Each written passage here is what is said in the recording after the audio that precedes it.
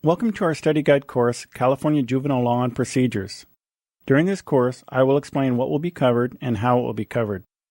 After review and study of this study guide, you will be able to recognize the following: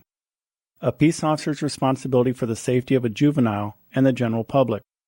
the conditions when admonishment of a juvenile's rights is or is not required, the conditions when a peace officer must obtain a waiver of a juvenile's rights,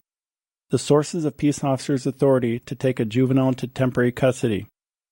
the options available to a peace officer for the disposition of a juvenile case, the conditions under which a juvenile may become a dependent of the court,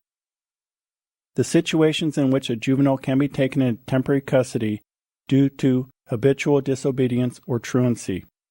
the situations in which a juvenile can be taken into temporary custody for violating a law or ordinance,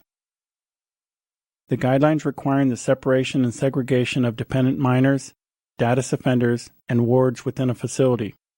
the appropriate level of confinement for the purposes of temporary custody,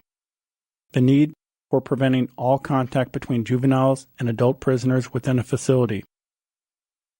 You will be able to recognize the crime elements of contributing to the delinquency of a minor and recognize the crime classification as a misdemeanor or felony. This is more than likely all you'll be tested on during this specific written examination. Selected information from this written examination will also appear on your end-of-course proficiency test.